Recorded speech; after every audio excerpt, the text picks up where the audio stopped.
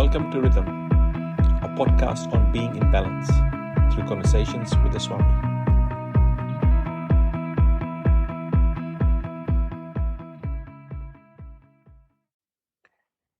Namaste, Rhythm listeners. My name is Sunil. I'm with Swami Vivekananda from the Ramakrishna Vedanta Center of Auckland, New Zealand. How are you, Swamiji? I'm very good, Sunil. Thank you. How are you? I'm good, thanks. It's been very hot lately for a change in New Zealand. Yes, nice weather. Yeah. Right, let's carry on. The last few episodes, we've talked about the moral and ethical disciplines required in preparation for meditation. And the last episode, we talked about the very first element of this, which was yama, which were the don'ts. This episode, we said we'll be working on niyama, which are the do's, things to do in preparation for a higher spiritual life. Shall we elaborate on that today? Yes, Sunil. We need to just remind our listeners that for meditation to be successful, the mind needs to be prepared. And these ethical and moral disciplines are called the great vows, Mahavratas, that a spiritual seeker should make a foundation in their everyday life. When they're at work, out in the community, meeting people, they should be mindful that that same mind would be utilized for meditation and high spiritual seeking during their spiritual practices. So they have to be very careful that the mind is not disturbed, or we do not do anything that makes the mind non-conducive for meditation. That's why these disciplines are there. And we talked about yama, the things that are to the don'ts. So we talked about ahimsa, non-violence, satya, always speaking the truth in thought, word, and deed. Ahimsa, satya, asteya, non-stealing, not taking anything that doesn't belong to oneself, which one has not earned through hard work or earnest work. Ahimsa, satya, asteya, brahmacharya, aparigraha. Brahmacharya means control of the senses, and in a very specific way, maintaining celibacy or chastity, because that's a spiritual energy that is transmuted during meditation into a spiritual energy called ojas. And that energy is what the spiritual capital of a person. And aparigraha, we talked about saying that it is non-receiving of gifts or non-hoarding of things. Because whatever we receive from anyone else, it's not the character of that person, the vibrations of that person affect the mind of the meditator or the recipient. And therefore, one has to be very, very particular not to receive things from people whose character, especially, is not very good. In ordinary life, many people would not even detect any difference. But as the mind becomes purer and more sensitive, then one will begin to feel these differences, the impact of these type of actions and interactions. So one has to be very, very vigilant in spiritual life. Only then the mind would be prepared nicely for deep meditation. So today we'll talk about the niyama, which are again 5 of them: Saucha, Santosha, Tapa, Swadhyaya, Ishwar, Pranidhana. In Sanskrit, Saucha means purity. Santosha is contentment. Tapa is austerity. Swadhyaya is study of scriptures, study of our own minds, our own selves. And Ishwar Pranidhana is surrender to that spiritual power that is inside us at the core of our being, who sort of in whose hands we are all puppets, so to say. And that power operates as we are instruments in that divine power. That is not some being out there in the cloud, the traditional concept of God. It is our own higher self. That means the ego that we feel is a reflection of the divine higher self, which is what we really are. So in this way, we are trying to connect ourselves to that higher self. But let's start with socha. Socha is purity. So we are trying to purify the mind. By purifying the mind, we mean to increase that element of sattva. A little bit of technical language is there for those who do not know. According to our philosophy, Vedanta, which is based on Sankhya, the whole universe is made out of three categories of elements, which are called sattva, rajas, and tamas. Sattva is that which is full of light, luminous, joyful, pure, transparent, feeling of peace and goodness. A sattvic person, a sattvic mind will be full of cheerfulness and vibrant energy. Rajas is where there's tremendous amount of activity, passion, desires, restlessness, difficult to control. So you'll see the minds which are very restless are very difficult to control. Then we'll say they're very rajasic. And tamasic is indolence, laziness, procrastination, um, uh, naughty, stubbornness, very, very opinionated, where it's difficult to transform that mind to receive anything. So that is, if you want to give an example, a piece of glass that is dark, which is tinted, which doesn't let the light in through, is tamas. A red piece of glass or green piece of glass, which imposes its own color onto the incoming light, is rajas. And a transparent, clear piece of glass through which light flows without any interruption, without any obstruction, is sattva. So, purity of mind, that means to enhance this quality of sattva. So, our thoughts, our words, our deeds must be pure. That is why in the scriptures, purity is given a lot of emphasis. And even in the Bible, Christ says, "Blessed are the pure in heart, for they shall see God." Doesn't mean some God out in the sky or something. The divine being that dwells in our own heart at the core of our being, here and now in everyone, is not known to us because this mind is not absolutely pure. It's not transparent. It's got too much of the tamas and rajas in there. And therefore, one has to be mindful that we do not increase this tamas and rajas more, but reduce that by cultivating purity in thought and word and deed. Otherwise, if in the day we are engaged so many activities and we are not mindful of this, we will undo a lot of good work that is done during meditation. During meditation, when we focus the mind on the divine energy within us, definitely it purifies our mind. But then we go out in the world and do the exact opposite. Two steps forward, one step backwards, and then we wonder why we are not making progress. That's why these disciplines are there as the platform for any high spiritual striving or cultivating that peace of mind that we all need through meditation. So that was, in very simple language, very briefly, Saucha.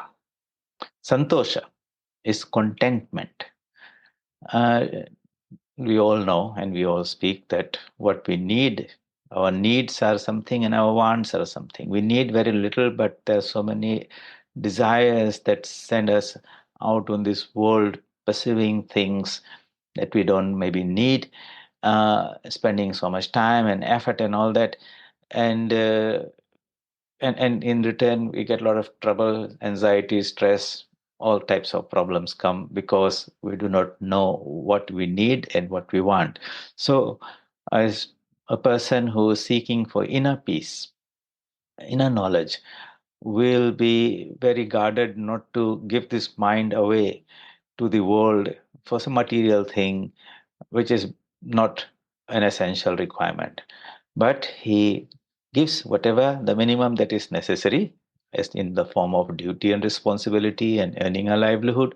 But he is very mindful in the management of his mind, space, and time that there is something left for that person for this spiritual culture. One should not say, "I don't have time for this meditation."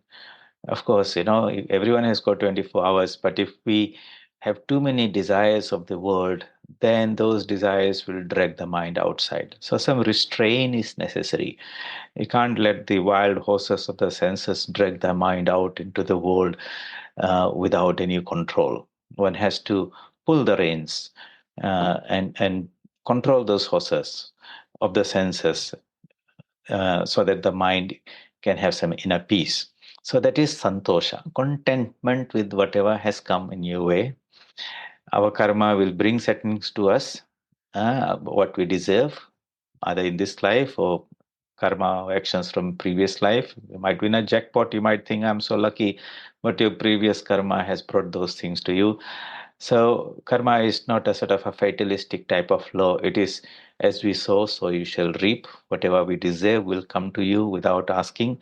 And whatever we do not deserve as a result of our previous karma, previous actions, they will not come to us no matter how much we run after them. Everyone's, if you reflect in your life, you will find that that is so much true. So that is santosha. Because how can the mind be calm and you can seek inner peace if the mind is full of turbulent desires? So some degree of conscious effort to create some degree of contentment is there. I'm happy with the what the world has given me, but I have got some higher things in life, and I want to dedicate and commit my time and effort to that. That type of inner, some higher striving is necessary. So, saucha, santosha, tapa. Tapa means the word tapa comes from tapas. We all understand. Tapasya karta hai or tap raha hai means heat, and that is so much necessary. Heat is generated, we know, in friction when we rub two things together or we go against the flow of nature. Okay, if you go, the river is flowing and we go downstream along with that without any effort, that's very easy. But when we make an attempt to rise or swim against the current, then so much effort is necessary. This effort to fight nature, to conquer nature, to control the senses, to control the mind, that is called tapas. And that heat is what purifies the mind. So that's why austerities are called tapasya. Why? Then you try to control the demands of the body, the demands of the senses, the wild running of the mind in all direction, trying to restrain them. That's pratyahara in meditation.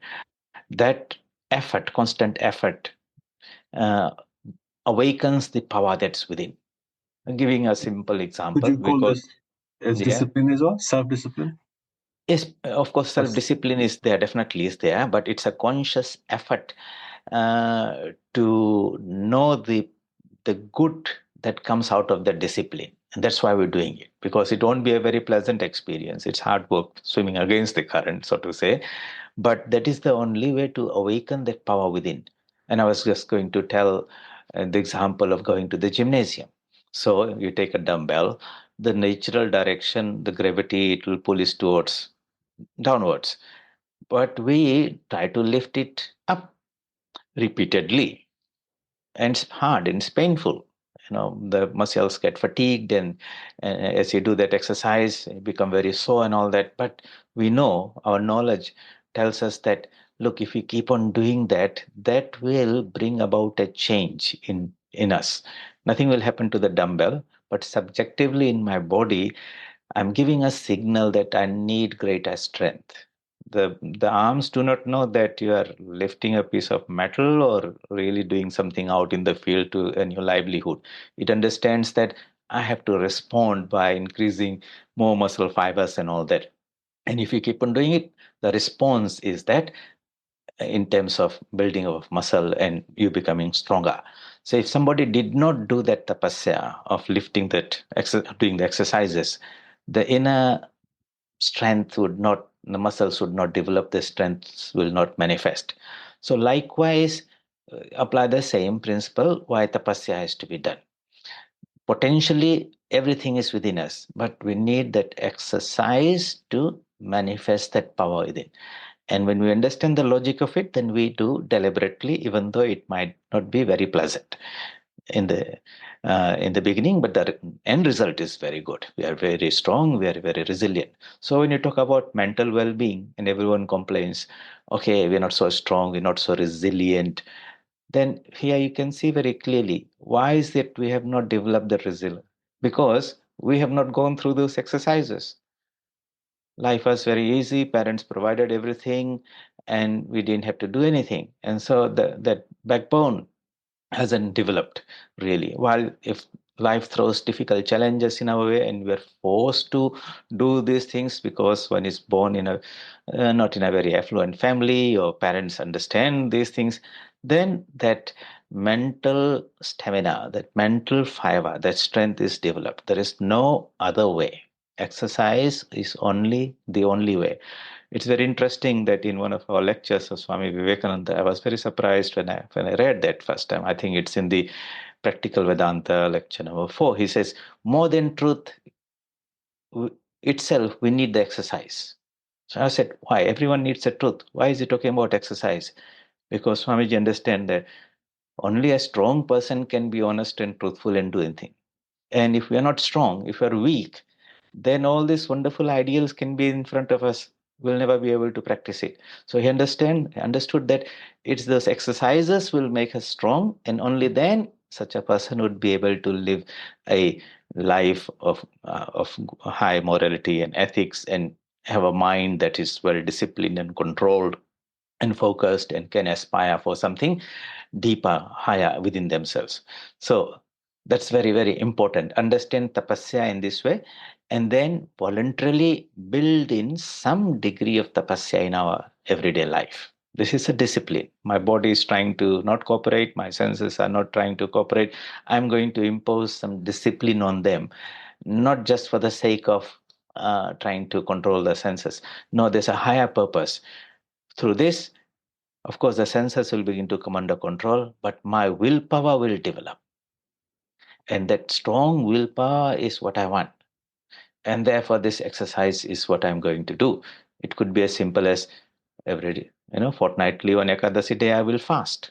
That's a type of tapasya.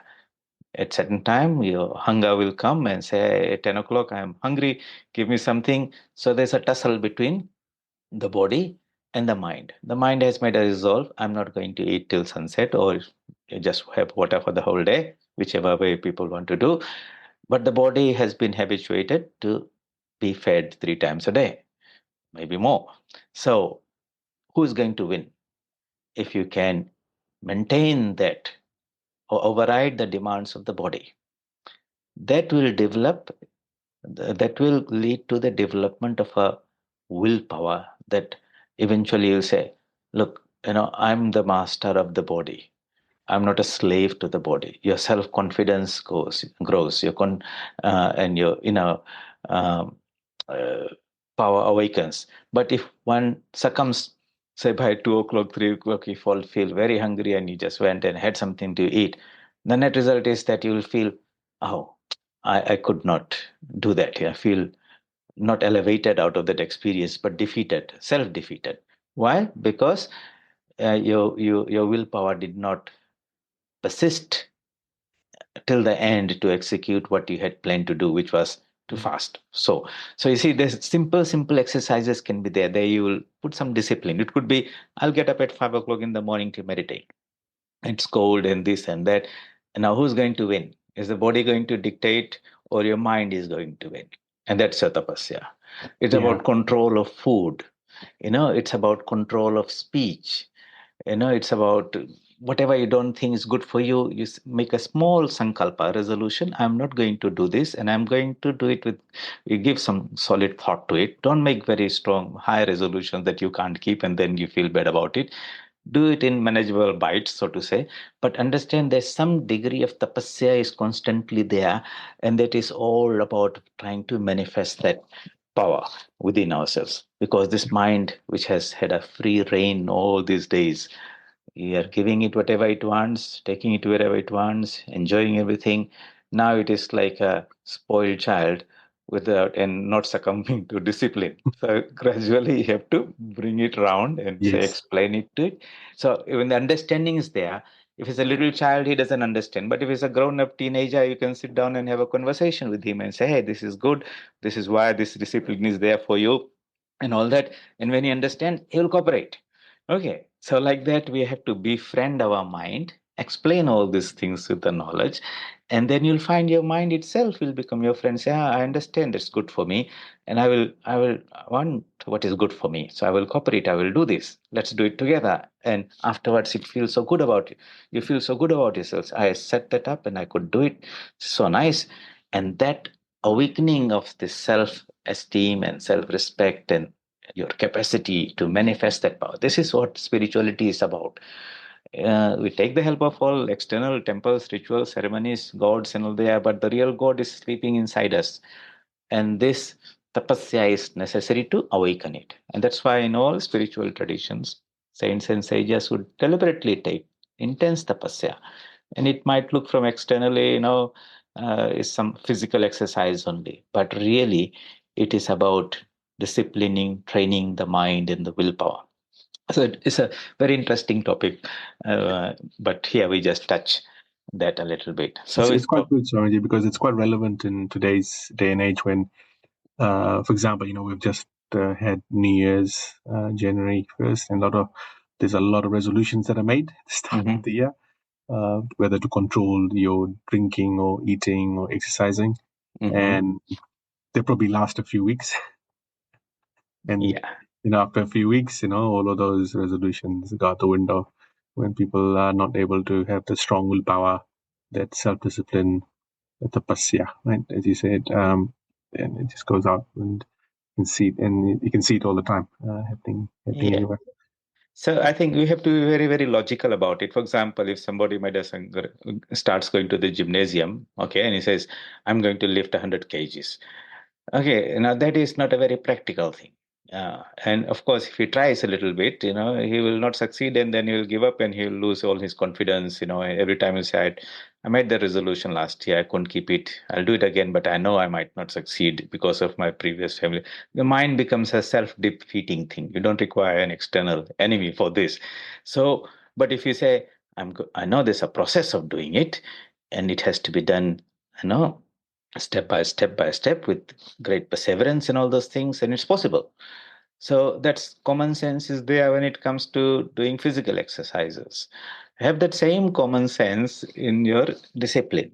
So when you make those resolutions, if you make some very difficult, far-fetched ones, then and are not able to keep that, then the mind loses that confidence in oneself to be able to do it.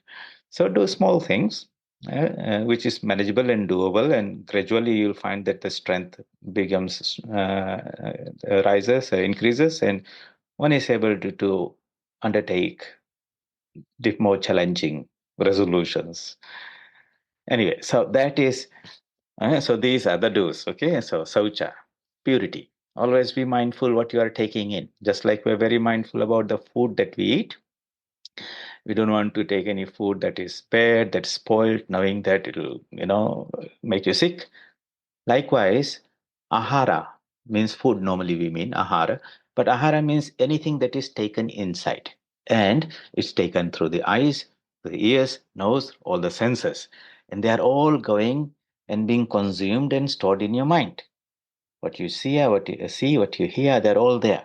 And we have to have that exercise, that same type of alertness and carefulness about these things that we are consuming, whether it's coming from people around you, the internet, or all those sources that are there.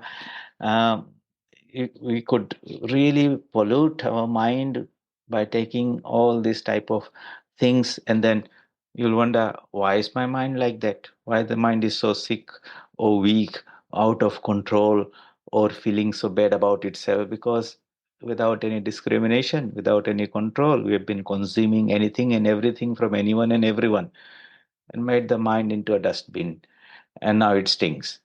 So again, one has to be very, very vigilant. So that was like purity. Okay. So saucha, santosha, contentment.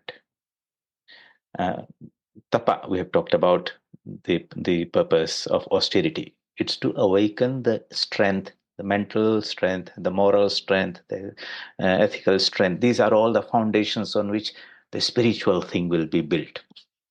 Swadhyaya. Swadhyaya means study. Technically, it means study of the scriptures. What are the scriptures? The scriptures are teachings and recordings of experiences from people who have gone in this journey ahead of us, and we learn something from them. Just like scientists discover wonderful things and they write them down and we learn them in our textbooks, we don't have to go and make those discoveries ourselves. So they are our teachers in our school. In the spiritual field, those people who have gone and discovered some of those truths, they share that with us, and these are our scriptures in the form of the Gita and the Upanishads and the Vedas and Bible, where we learn and have some at least intellectual understanding of the goal and the journey and the disciplines.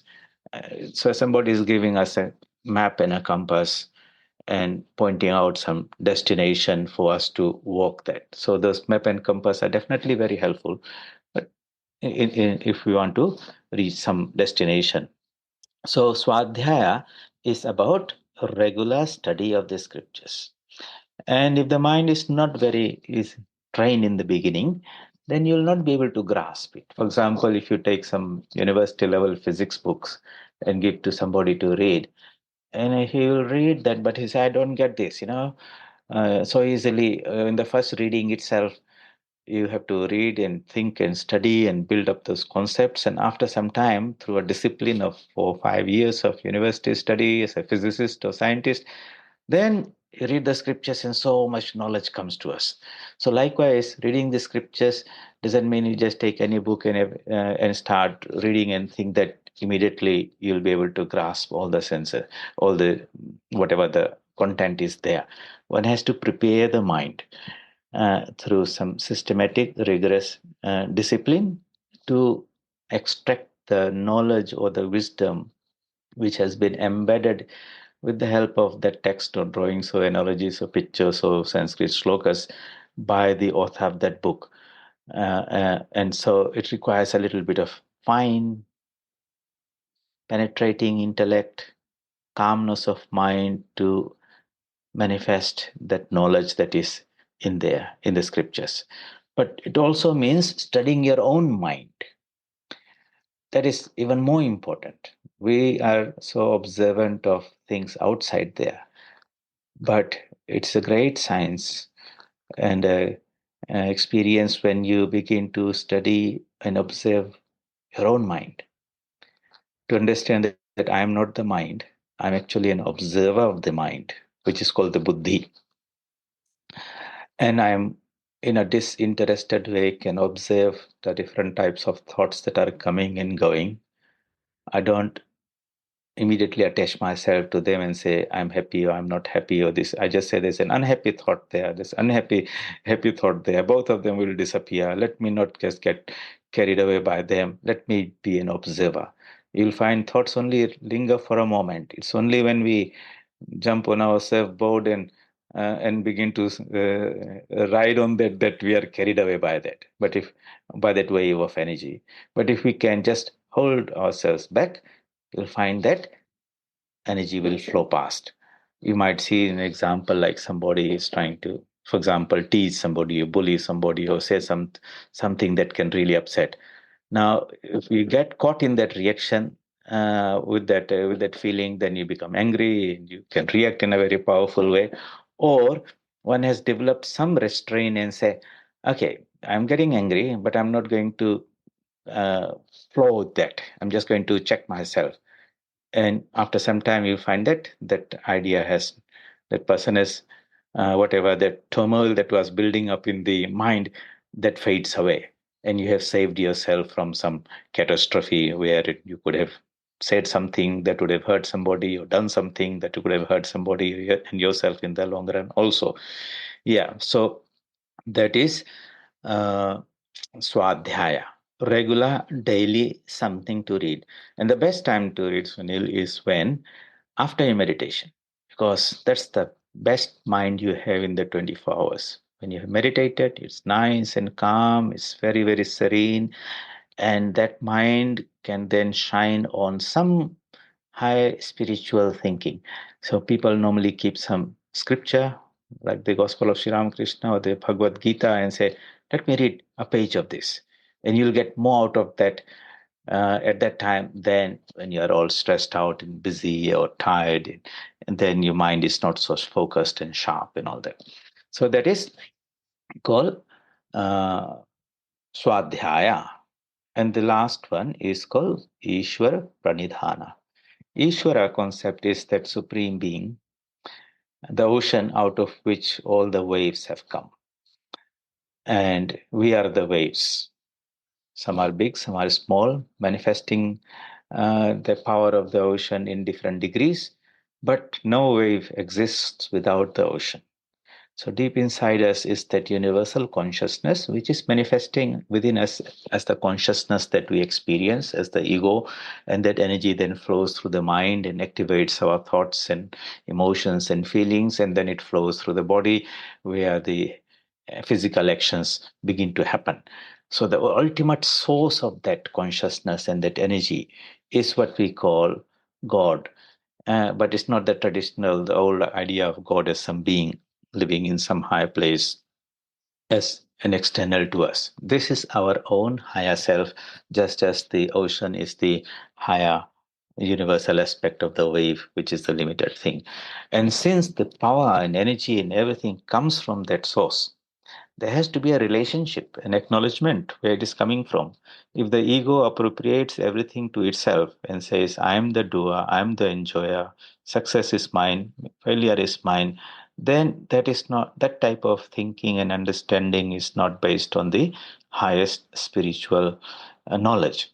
The saints and sages and all these great spiritual masters realize that this limited ego is like the wave, but behind that is the ocean, and one has to develop a proper understanding in relationship. What is the relationship? The ocean is the higher self and the wave is the lower self.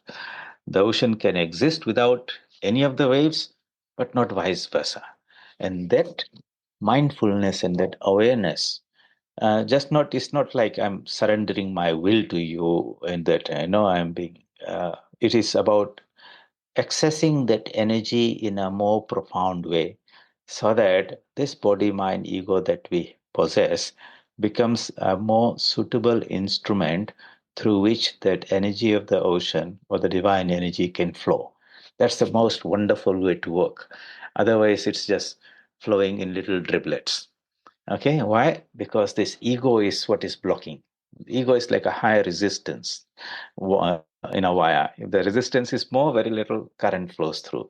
But as the resistance becomes less, that means we become less egotistic. We begin to surrender ourselves to the higher being. Ultimately, we become that universal being and become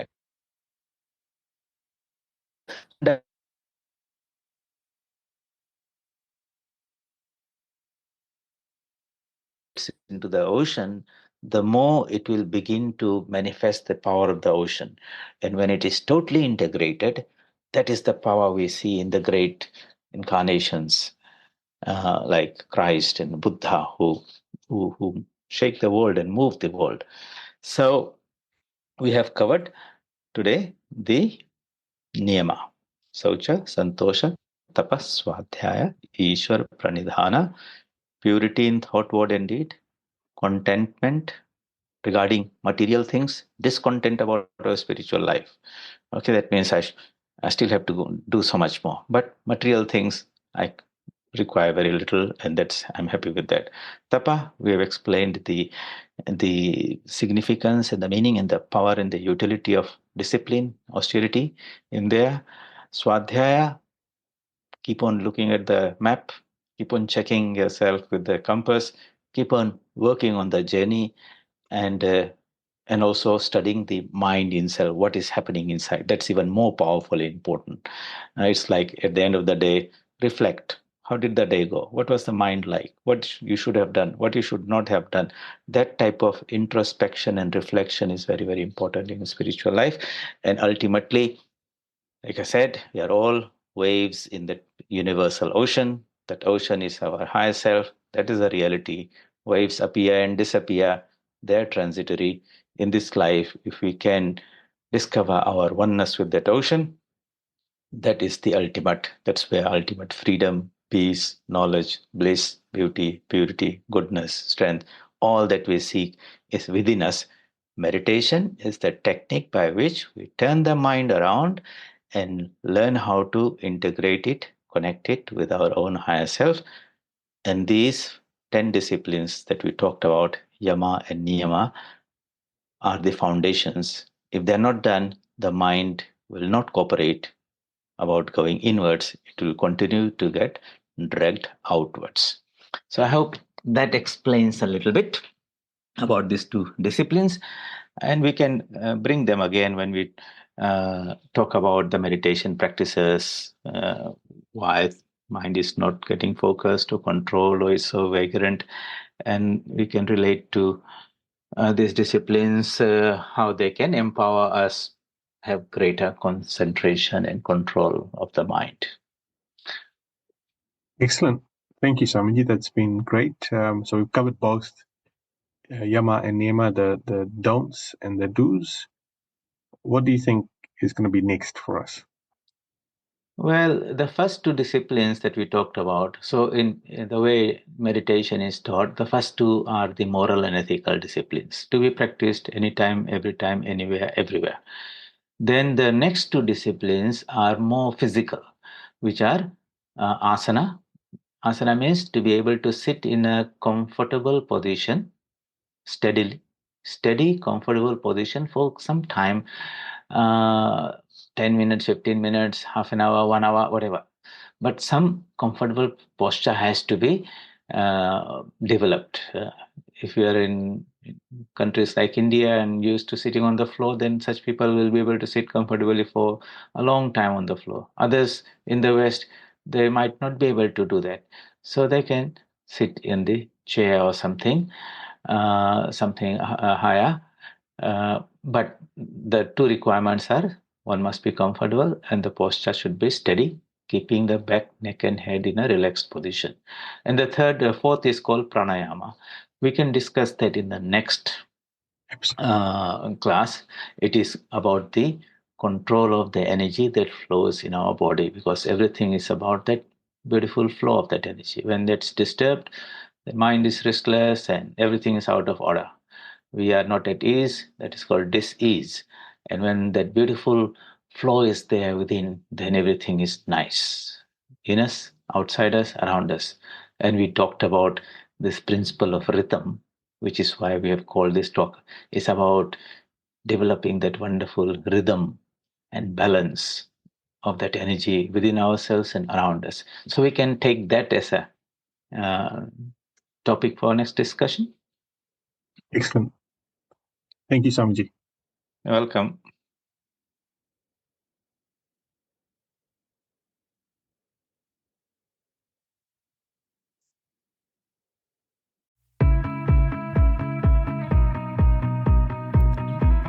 Thank you for listening.